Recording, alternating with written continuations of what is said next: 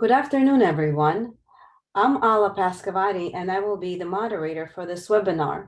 On behalf of the Educational and Professional Development Committee, I would like to welcome you all to today's webinar entitled Principles of Safe Medication Use and Deprescribing for Older Adults. We are thrilled to have Dr. Collin Clark as our guest who will present. Collin is a clinical assistant professor in the Department of Pharmacy Practice at the University at Buffalo School of Pharmacy and Pharmaceutical Sciences. He completed his Doctor of Pharmacy at the University of Buffalo in 2017. He then went on to complete his PGY1 Pharmacy Practice Residency at the Veterans Affairs Western New York Healthcare System and the T32 Health Services Research Fellowship at the University of Buffalo Jacobs School of Medicine and Biomedical Sciences. His current clinical practice is in transitions of care at Buffalo General Medical Center. His research focuses on implementation and assessment of clinical pharmacy services to optimize medication use for older adults and improve health outcomes for patients during care transitions. He currently serves as the secretary for the Western New York Society of Health System Pharmacists and as a secretary-treasurer of the Geriatrics Practice and Research Network of the American College of Pharmacy. Before we get started, I'd like to share a few quick points. For those who have technological issues during the presentation, please use chat option to communicate with the office. Every effort will be made to assist in resolution. For those who have questions that you would like to direct to the speaker, please use the question box or the chat option. The CE code for this program I will provide at the end of the program. And now to you, Collin. Thank you so much for that introduction, and I'm really excited to be here with all of you today for this talk on safe medication use and deprescribing in older adults. Before we get started, I just wanted to say I do not have any relevant conflicts of interest related to anything that I'm going to talk about today. I do have my learning objectives here for you, which were sent out ahead of time for both pharmacists and technicians. So I'll leave those for you guys to take a look at. And before we get into the bulk of this talk, which is going to be about deprescribing, what I wanted to talk about first are some concepts that really lead to why is medication deprescribing for older adults even necessary in the first place. So the first concept that I'm going to talk about is polypharmacy, which is very simply defined as just the use of multiple medications by a patient. And there are a large number of definitions that have been used in both research and clinical practice. I believe I did see one review where there was as many as 50 different definitions of polypharmacy, but generally speaking, they typically range from saying patients who take either 5 or more or 10 or more medications being considered polypharmacy. And we have a lot of literature that has pointed to different consequences, many of which are adverse consequences to polypharmacy, including increased rates of adverse drug reactions. With more medications, we have the likelihood of more drug-drug interactions. Many medications can cause cognitive impairment in older adults, particularly our anticholinergic medications, which can be an issue. Functional decline, increased risk of medication non-adherence, as well as increased healthcare costs and things like falls. So the focus of today's presentation is specifically going to be referring to this idea of inappropriate polypharmacy. I do want to point out that there is many situations in which a patient may be on 5 or 10 medications that are all indicated and the patient may benefit from. So I do want to make the distinction that not all polypharmacy is necessarily a bad thing, but what we're going to be talking about for this talk is when polypharmacy is potentially causing risk of some of these poor outcomes.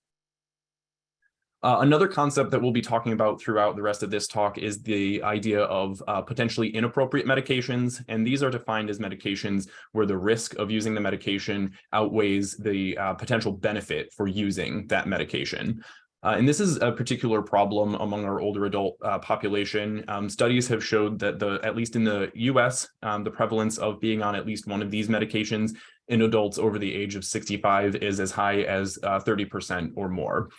And the use of these medications has shown to be an independent risk factor for, again, a number of adverse events, including adverse drug reactions, hospitalizations, increased in healthcare costs, as well as potentially lower health-related quality of life. So we'll be, over the next few slides, we'll be going through a bit of this evidence as well.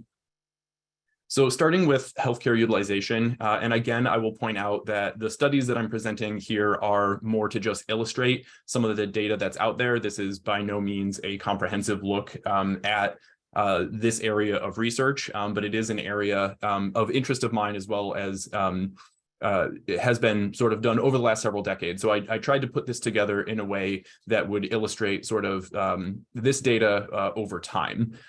So looking at some of these studies, we'll talk a lot about here the Beers criteria. So this is a list of these potentially inappropriate medications that was first developed in the 90s and has come out with iterative versions of this criteria that have become a little bit more evidence-based, a little less just expert opinion-based over time.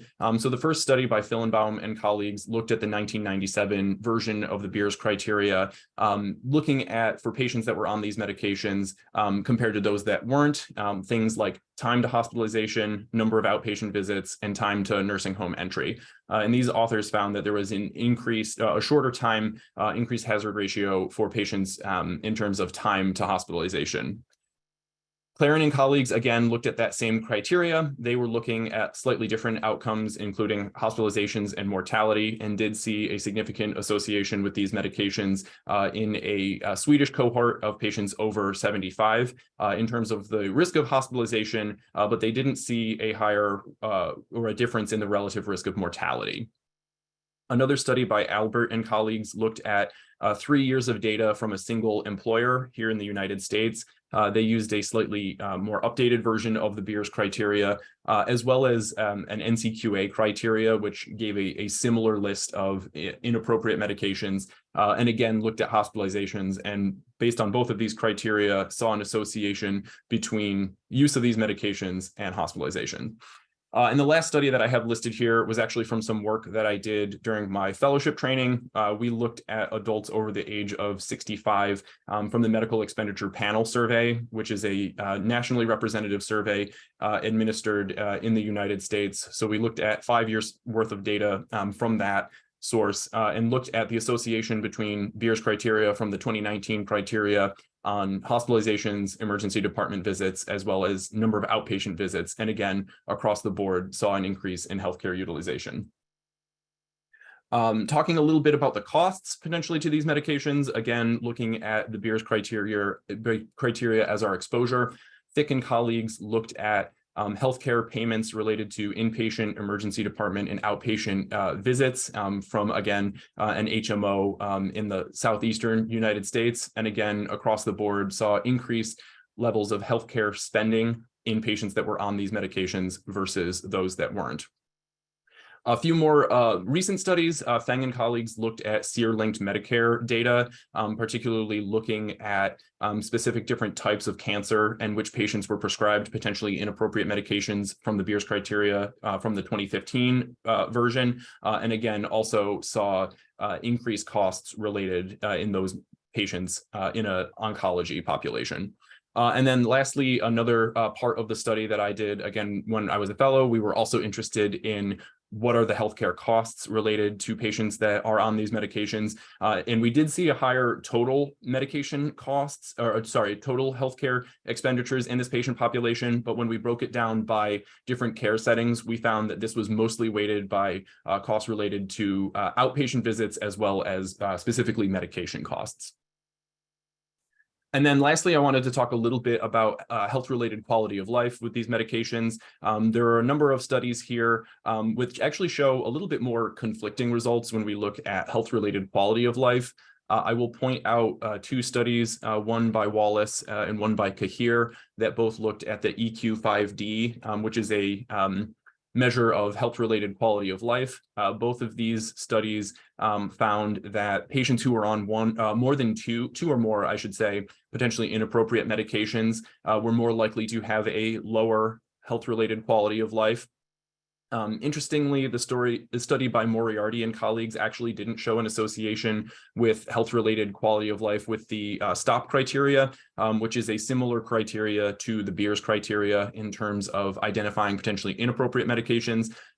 We'll talk about the START criteria a little bit later as well, which is a list of potentially omitted medications, sort of the opposite of what we generally talk about when talking about deprescribing. And that study actually saw that patients who had medications that could potentially be added actually had a difference in health-related quality of life. And then a last study by Franek and Zhang, published in Pharmacotherapy, actually looked at some of the similar outcomes as the other studies with the EQ5D, as well as the short form 12, as well as the individual components of the short form 12, the physical component score and the mental component score, looking at the association between PIMs as well as number of medications and health-related quality of life. And interestingly, by itself, potentially inappropriate medications weren't a significant predictor, but the number of medications a patient was on was. So coming back to the idea of polypharmacy as well.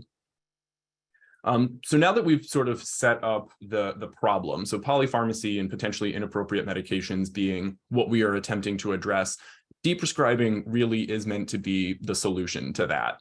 So I'd like to start with a definition. So deprescribing is the systematic process of identifying and discontinuing drugs in instances in which the existing or potential harms outweigh the potential benefits.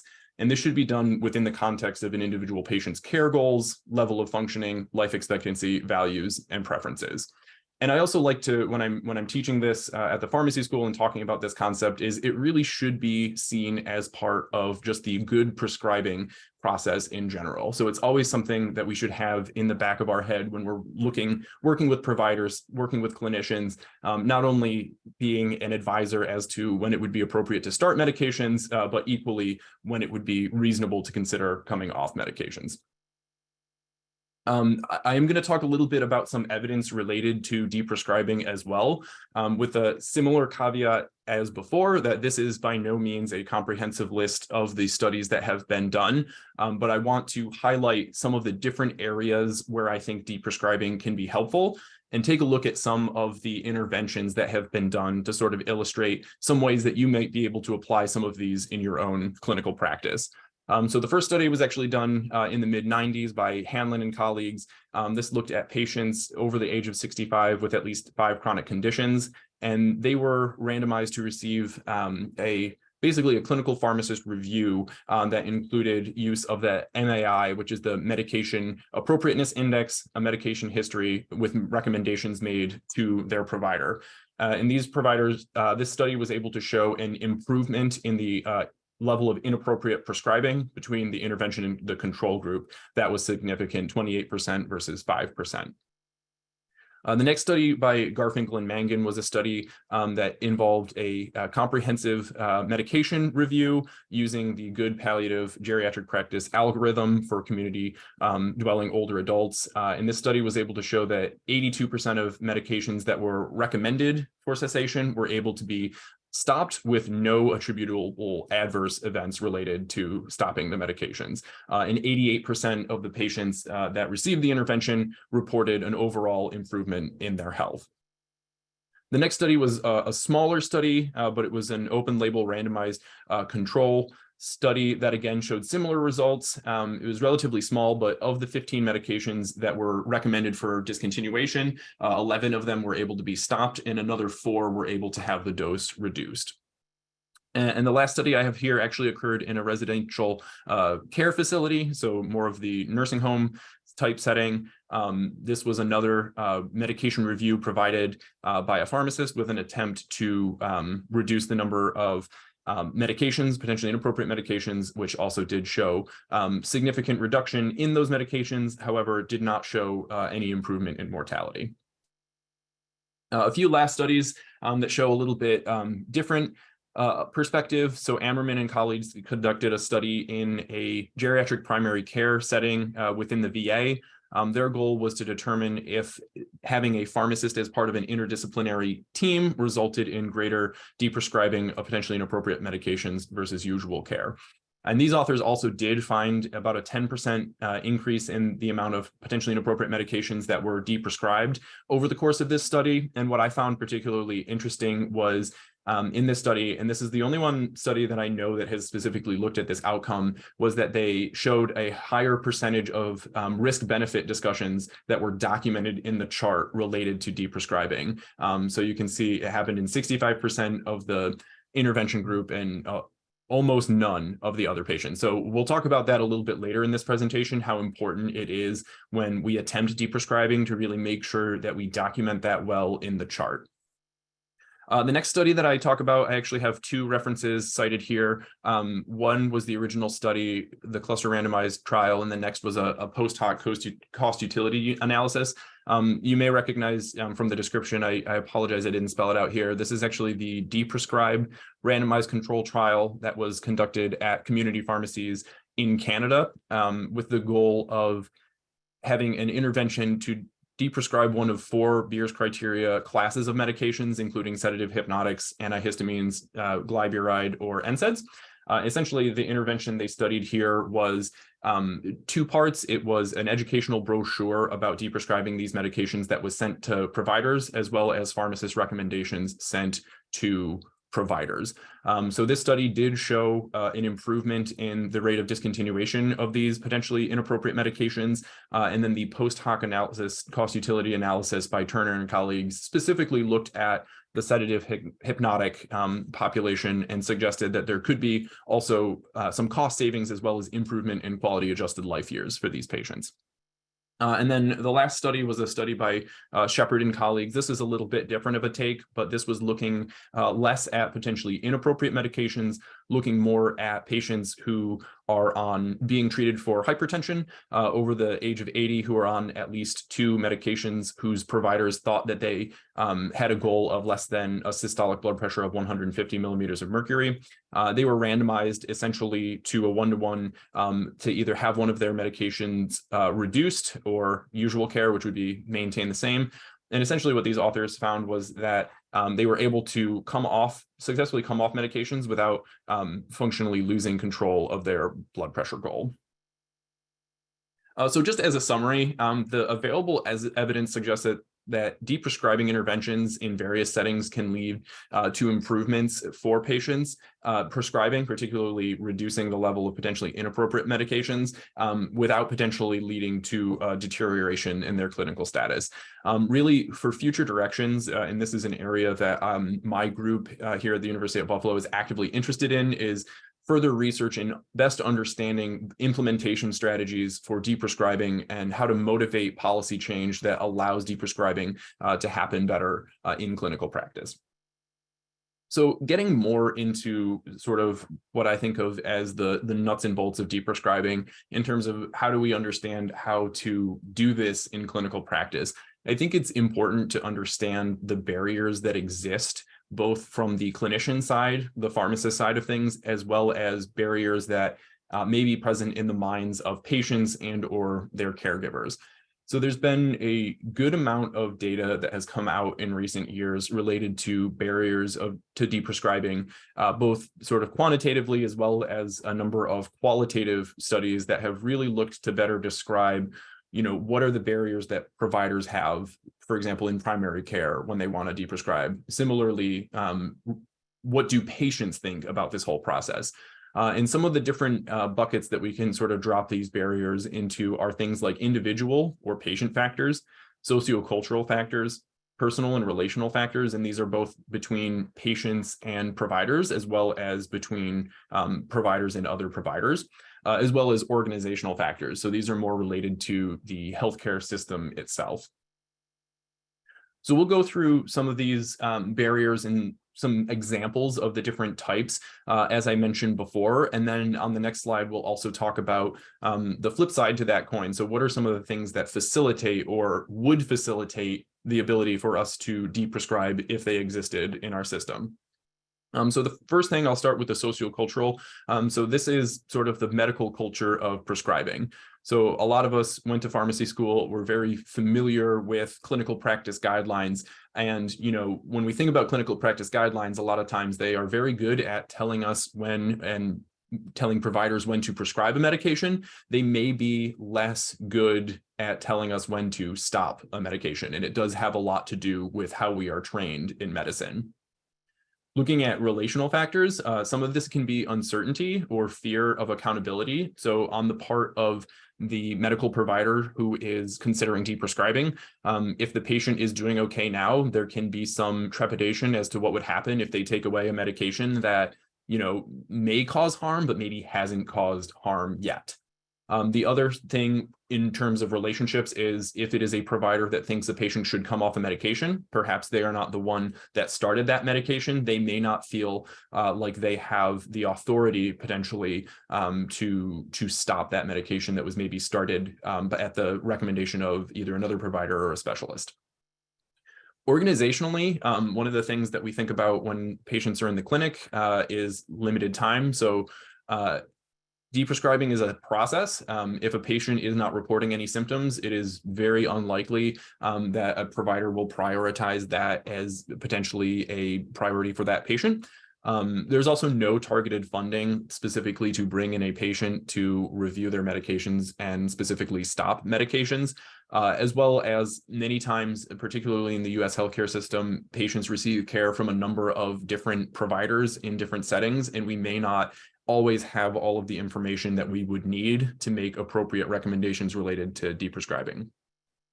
And then some individual factors that are potentially barriers, again, related to providers being uncertain. Patients can also be uncertain. If it's something that they've been on for a very long time, specifically if a doctor prescribed it, if it was good for them previously, why would it now be bad for them? So sort of this doctor knows best mentality.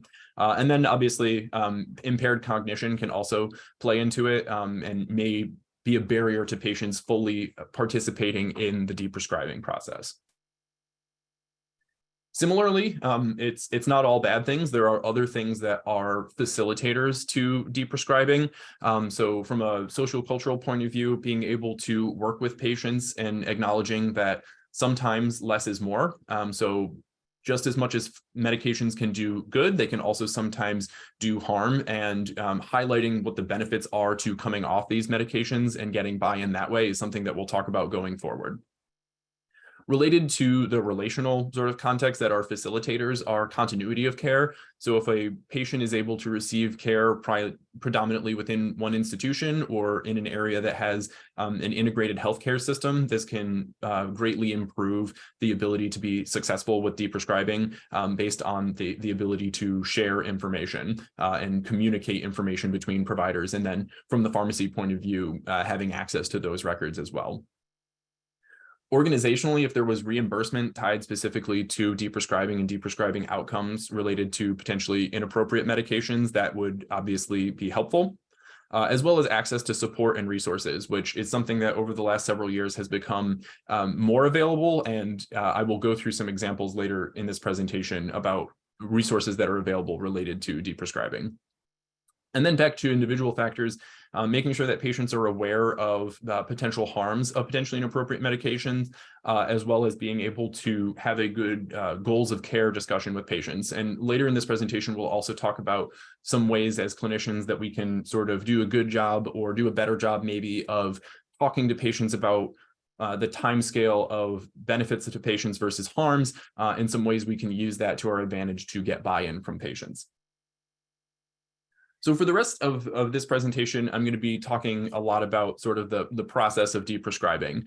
So these are going to be sort of the steps that we walk through. And a lot of this comes from the citation I have here from the JAMA Internal Medicine paper from 2015 by Scott and colleagues. I think they did a really good job of putting together this sort of protocolized approach to think about a patient as in terms of deprescribing. And I think it still holds up. And then I will be supplementing sort of some ideas from clinical practice and some other resources that you can use to go along with this as sort of a blueprint. So step number one is taking a comprehensive medication history. So for anyone that's on that either I've worked with before or was a student of mine or anything like that, they know that I talk a lot about medication histories and how important they are. So this is really the process where we want to ask a patient and their caregivers, if they are the ones that manage the medications, about all of the prescribed, over-the-counter, complementary medicines or supplements that they take. And really get a good list of not only what are they prescribed, but how are they actually taking it. And it's important to note that with our older adult population, this can be a more complex task, as they often have more medications in play, more comorbidities, potentially multiple providers in the mix as well. And as anyone that does these on a regular basis, you'll know that the list of medications that the patient tells you is likely different than what their primary care provider tells you, which may be different than their pharmacy records and other specialists. So really, as pharmacists, this is sort of our bread and butter. This is a very good task to have pharmacy involvement on, and is really the most important thing to really be able to set up the rest of what we'll talk about. While we're doing this, we want to also make sure that we are assessing adherence to the patient's medication regimen and paying particular attention to drugs that are not being taken and the reasons why. So, for example, are they too expensive? Did they have an adverse event to those medications? Those can really help inform the decisions that we'll be making later related to deprescribing. The next step is to then be able to, once you have the patient's list of medications that they're actually taking, to be able to assess which medications are even eligible for deprescribing or discontinuation. And I have listed here some medications that might be good candidates if you were to do a med history and try to identify them. So, for example, if you identify that a patient is on a medication that doesn't seemingly have a valid indication, that would be a good place to start. I mentioned prescribing cascades. So this is a phenomenon when a patient is started on a medication to treat a side effect of another medication. So the example that I like to use for this is a patient with hypertension is started on a calcium channel blocker like amlodipine to treat their hypertension. They develop some peripheral edema. They get started on a diuretic to reduce the edema, and then they get hypokalemic. So they get prescribed a potassium supplement to treat the hypokalemia.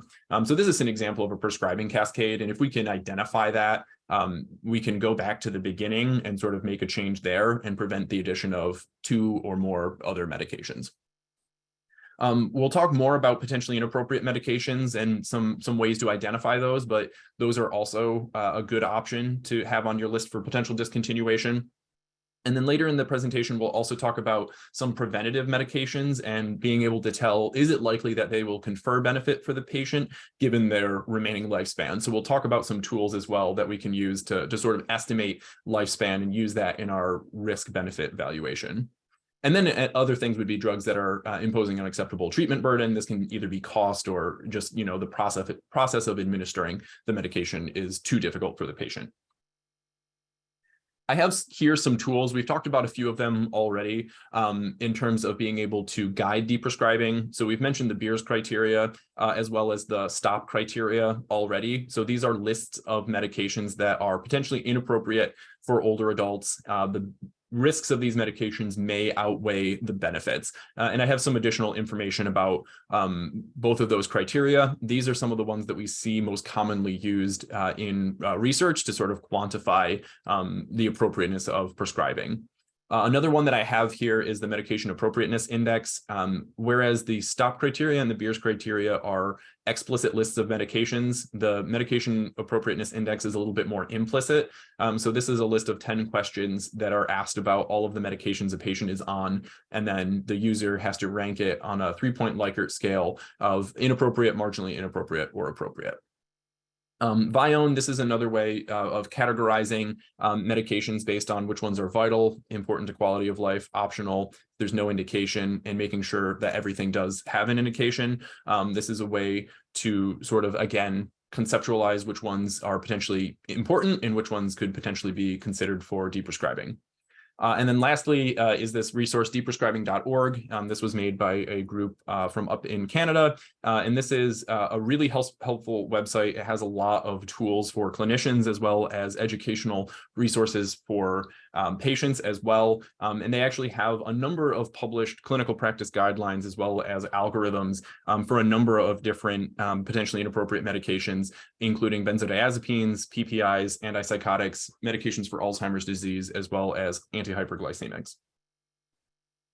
The next thing that I wanted to sort of tie in here is this idea of shared decision-making as it relates to deprescribing.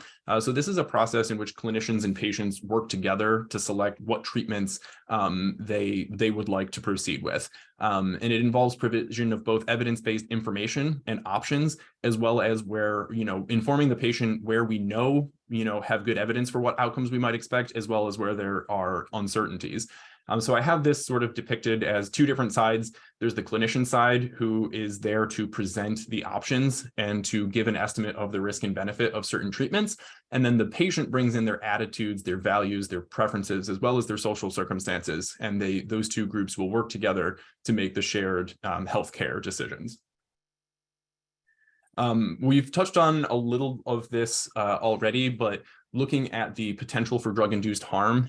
So I have listed here, this is sort of factors related to the drugs that a patient is on, as well as related to the patients themselves, to look at, who are those high-risk patients? What are the high-risk situations where we may consider deprescribing? So in terms of drug factors, again, we've mentioned polypharmacy, the number of drugs. We've talked about potentially inappropriate medications, those high-risk medications, as well as if they've already had a past or current toxicity to a medication. And then age-related factors are older patients over the age of 80, those with cognitive impairment, multiple comorbidities, multiple prescribers. These are all high-risk situations for potential drug-induced harm. So these are the kinds of patients that if they look like this, we may consider them as higher priorities for deprescribing.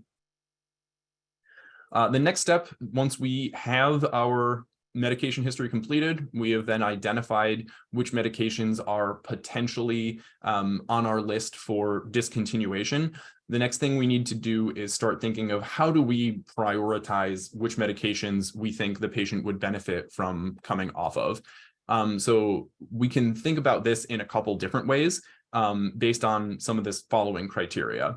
So first, looking at those medications with the likelihood of greatest harm and the least benefit.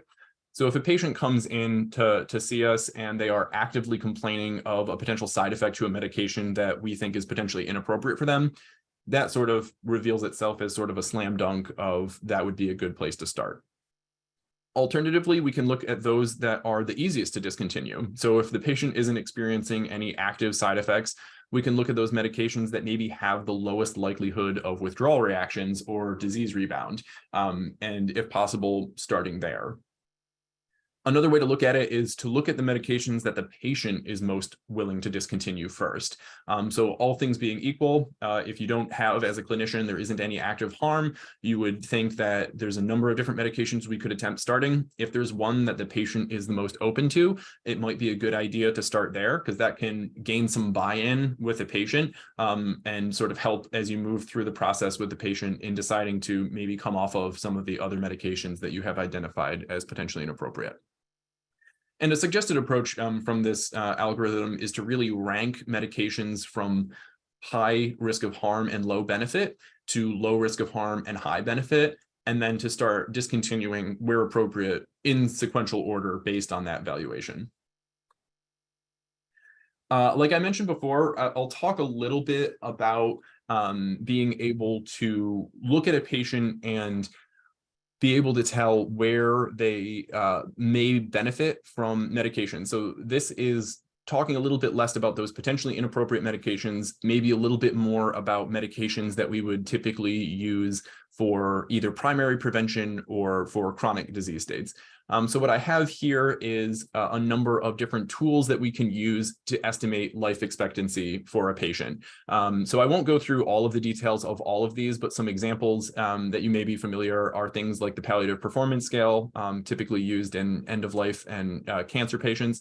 The Mitchell and the Lee index are both indexes that look at survival of patients. The Mitchell index looks at nursing home adults over the age of 65 with dementia and looks at 6-month survival. And then the Lee-Schonberg index is for community dwelling adults over 50 and gives a range of different life expectancies.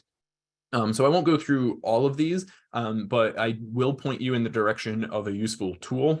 So all of these calculators are available online at eprognosis.com. And if you have a patient in front of you, I think it's really useful to have this regardless of what clinical setting you work in, because you just have to put in the information. You don't have to know what calculator you want. You just need to know the information of your patient. And by putting that in, it will bring you to whichever one is appropriate to estimate life expectancy for that patient. So this is, I think, a handy tool to have.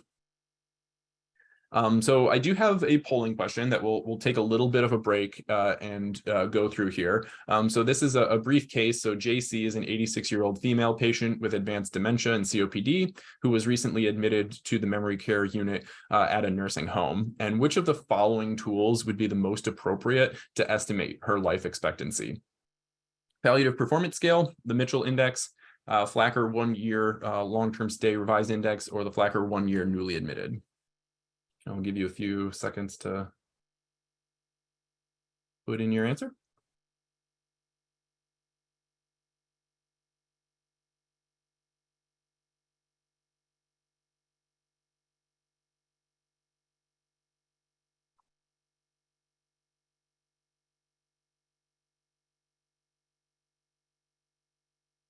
Do we have the results?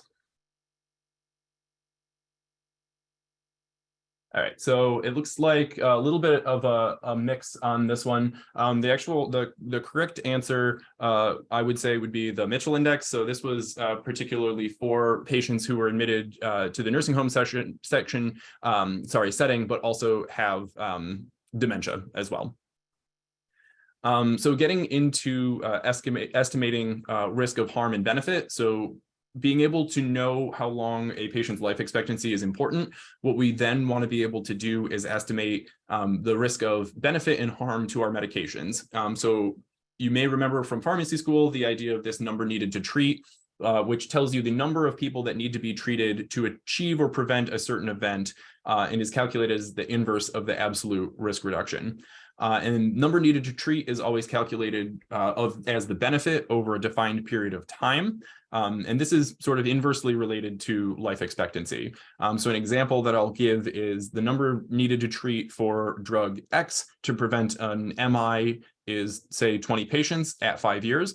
So looking at that, if we wanted to know how many patients you would need to treat to prevent an MI at 1 year, that number would be much, much higher. So that just sort of shows the relationship between time to benefit for medications, as well as being able to compare that to life expectancy to sort of help us make decisions related to maybe what medications stay and what ones can go.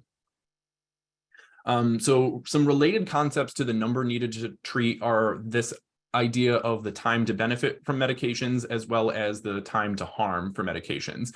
So the time to benefit is the time that it takes for a medication's effect to become evident in a population. So it's the amount of time that you would need to give the medication before it does the good things that we want it to do for the patient. Inversely, the time to harm is the time until there is a significantly significant rate of adverse effect seen in a trial treatment group compared to the control group. So this is sort of the opposite is basically how long does it take for the bad things that the drug might do to happen to a patient.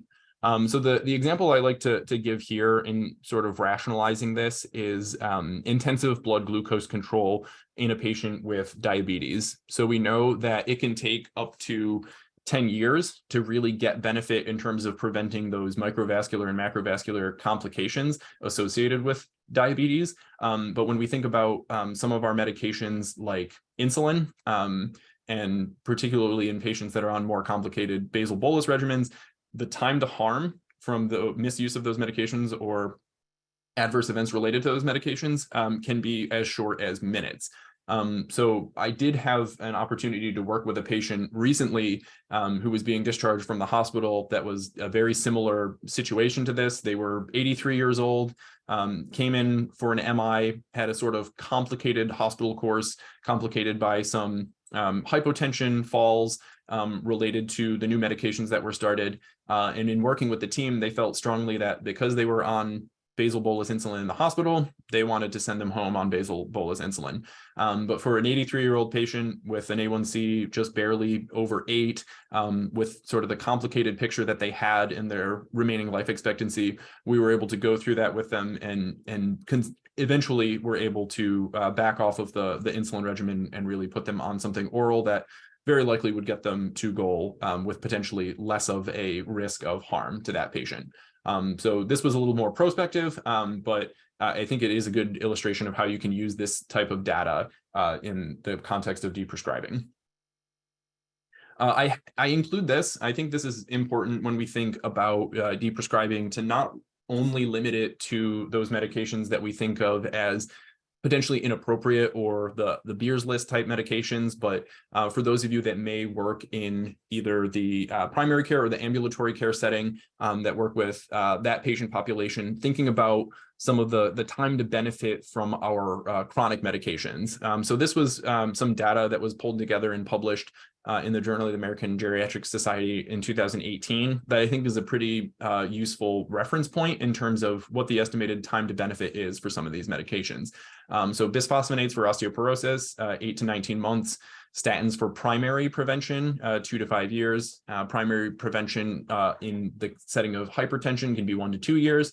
Aspirin for primary prevention, which I know in many ways has fallen out of therapy in recent years, fallen out of favor in recent years, can be as long as 10 years. In, like I mentioned before, intensive glycemic control and diabetes as long as 10 years. So I think it's important when we think of, should we start these medications, as well as is it worth continuing these medications, being able to look at these numbers, consider their life expectancy, as well as the patient's individual care goals as well.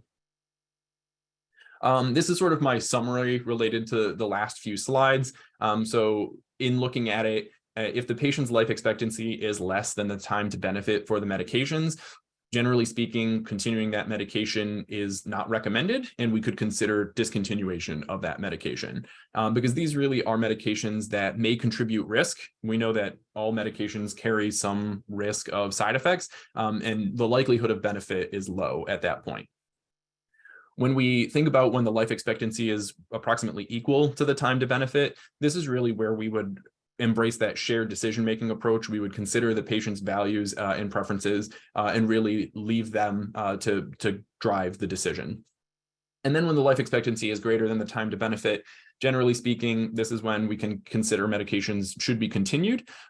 This is also where we may consider the relationship to the time to benefit and the time to harm, and you let that drive our decision. So if we think they might benefit, but the patient is not willing to risk the potential harm, or if it's considerably shorter, we may consider, again, still having that discussion with the patient. But generally speaking, these are still patients that could benefit from those medications. So once we've sort of come up with our risk and benefit with the patient, this is where we want to make our plan and initiate the attempt to deprescribe.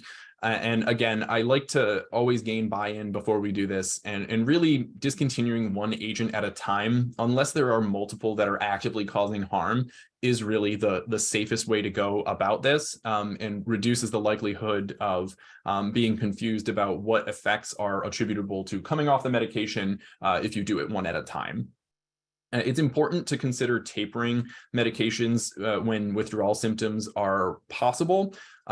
So this can be for a number of different medications. I'll walk through an example of some on this, and there are a number of different published guidelines that can sort of help inform strategies of how to do this. So on the next few slides, we'll talk about some of the resources from deprescribing.org and particularly deprescribing of benzodiazepines that might be helpful to you.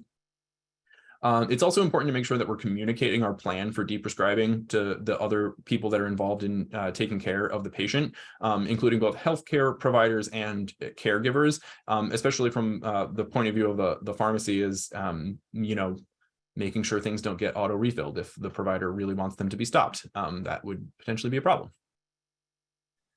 This is an example of, from deprescribing.org, their algorithm for deprescribing benzodiazepines, as well as the Z drugs, the non-benzodiazepine hypnotics in patients with insomnia. So I'm not going to go through all of this, but what I wanted to do was sort of highlight the different areas that are included in these algorithms and sort of the advice that they give. So in terms of recommending a tapering schedule, they do provide sort of an idea of how to do that, starting with a 25% reduction every 2 weeks, and then if possible, a 12.5% reduction near the end of the taper.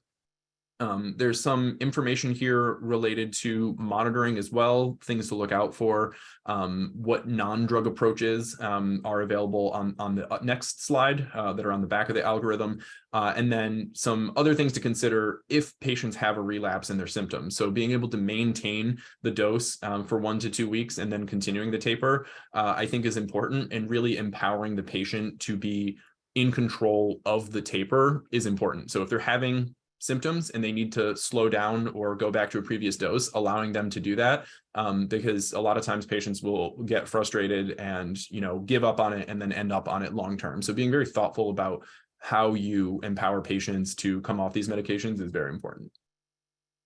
And then this is just the backside of the algorithm that I mentioned before. It gives some good information in terms of the availability of some of these medications. So when you're planning your taper, you want to make sure that you're able to pick a dose that the patient is actually going to be able to take, as well as give some good information in terms of some non-pharmacologic interventions that we can do, as well as CBT. So getting into sort of the final parts of the approach to deprescribing. So we want to make sure that we are monitoring, supporting, and documenting our attempts at deprescribing. So the degree of monitoring that's required will really depend on what medications are being deprescribed. So for example, we mentioned benzodiazepines. These cause a lot of withdrawal side effects. They do require a taper. Obviously, that is going to be a little bit more labor intensive in terms of monitoring and follow-up than some other medications might be.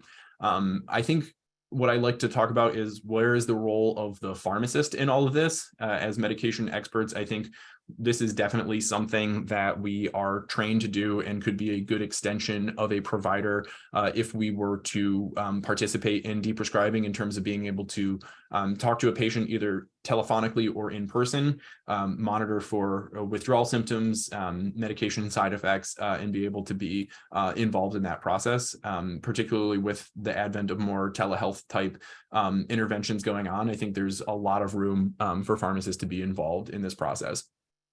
And support given to patients may include things like non-pharmacologic inventions, advice on coping strategies, potentially referral to other services if necessary. And I mentioned this before, and I think it was one of the important findings from that study by Ammerman and colleagues, but really documenting the rationale and the outcomes of deprescribing and having that available to other clinicians, I think is super important. So clear documentation can help prevent medications from potentially being restarted by other providers who might not be familiar with that patient. So for example, I work on the inpatient setting. When I see patients that come into me, I may not have all of that information. Sometimes have to work with primary care or other providers. If there is a medication that is potentially inappropriate, if I'm able to contact them and they say they were on this, but we intentionally stopped it, that does help me make my decisions while I'm taking care of that patient. So I have one last polling question before we get wrapped up. So JC is an 86-year-old female patient with advanced Alzheimer's and COPD who was recently admitted to the memory care unit at a nursing home. Her estimated 6-month mortality risk per the Mitchell Index is 49 to 62%. Her home medications are here. She's on aspirin, lisinopril, atorvastatin, sertraline, and albuterol. Her vitals are here, relatively normal. Which of the following medications would be appropriate to deprescribe at this time? Her aspirin and lisinopril, aspirin, lisinopril, and atorvastatin, lisinopril and atorvastatin, or aspirin and sertraline. I'll leave that open. I'll give you guys a little bit to answer, and then we'll go through it.